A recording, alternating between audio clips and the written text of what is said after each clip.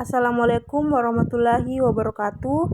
Perkenalkan, saya Wahyuningit Priyanti dari kelas manajemen 223D. Di sini saya akan meresum materi dari analisis dan rancang bangun pekerjaan.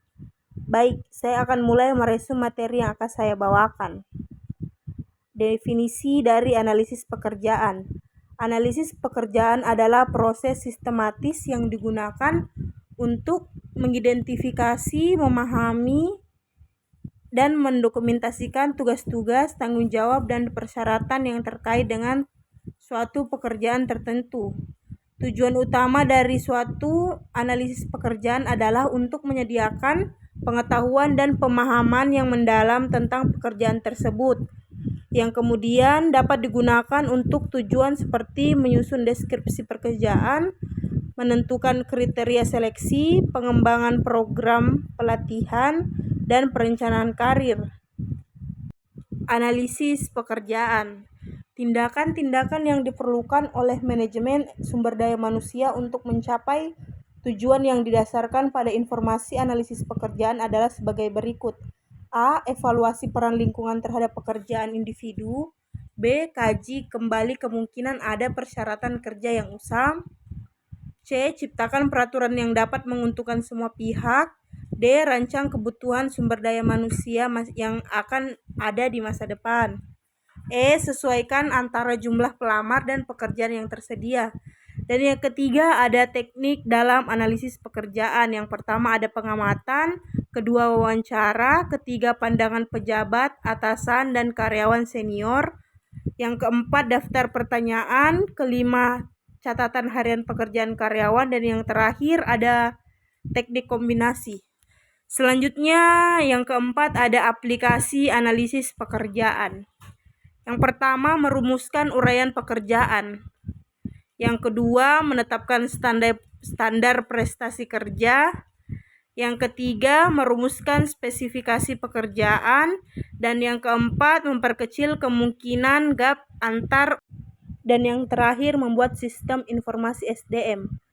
Analisis pekerjaan sangat penting dalam kegiatan organisasi, termasuk 1. Rekrutmen dan seleksi, 2. Pelatihan dan pengembangan karir, 3. Kompensasi, 4. Perencanaan strategis. Selanjutnya yang kelima, hubungan analisis pekerjaan dengan SDM. Untuk diperlukan perencanaan SDM yang berorientasi pada hasil analisis pekerjaan, sehingga dapat melaksanakan fungsi tugasnya, baik dari segi kualitatif berdasar deskripsi dan spesifikasi pekerjaan. Syarat individu berupa penyusunan syarat-syarat atau spesifikasi tertentu suatu pekerjaan. Memilih tugas dan struktur pekerjaan. Taksiran potensi meliputi kegiatan memperkirakan kemampuan dan potensi yang dimiliki oleh karyawan terhadap suatu jenis pekerjaan. Penilaian tugas merupakan suatu penilaian sistematis yang dilakukan oleh supervisor terhadap prestasi pekerjaan tersebut. Yang selanjutnya B. Manfaat dan metode analisis pekerjaan. Manfaatnya adalah analisis pekerjaan membantu dalam mengkomunikasikan harapan dari sebuah pekerjaan terhadap pemegang jabatan pengawasnya dan teman sejawatnya. Selanjutnya ada rancangan bangun pekerjaan yang merupakan pengembangan dari analisis pekerjaan terkait dengan upaya untuk memperbaiki efisiensi, efektivitas, dan produktivitas perusahaan dan kinerja karyawan. Alasan yang sangat mendasar bagi pentingnya pemahaman segi-segi rancang pekerjaan secara tepat ialah bahwa pekerjaanlah yang menghubungkan manusia pekerja dengan organisasi. Yang kedua, kerangka rancang pekerjaan. Input output perancangan suatu pekerjaan mencerminkan elemen organisasi, lingkungan, dan tingkah laku. Para ahli perancang pekerjaan mengambil elemen ini sebagai bahan pertimbangan, menciptakan pekerjaan yang memuaskan dan produktif. 3. Faktor yang mempengaruhi rancangan pekerjaan. A. Faktor operasional. Yang pertama ada tujuan dan strategi organisasi, yang kedua struktur organisasi, ketiga kebijakan dan prosedur, dan yang keempat rantai komando. B. Faktor lingkungan. Yang pertama ada faktor pasar, yang kedua aspek hukum dan peraturan, yang ketiga faktor sosial budaya. C. Faktor keperilakuan.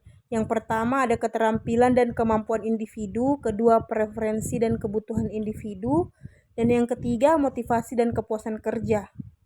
Selanjutnya yang keempat ada teknik rancang ulang pekerjaan. Berbagai perubahan sering menuntut rancang ulang berbagai macam pekerjaan dalam organisasi.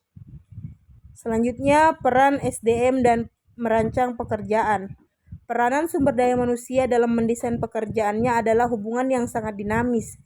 Jadi, masukan-masukan atau pikiran-pikiran yang cerdas tidak hanya bersumber dari majikan atau perusahaan ke karyawan, tapi juga ada hak-hak.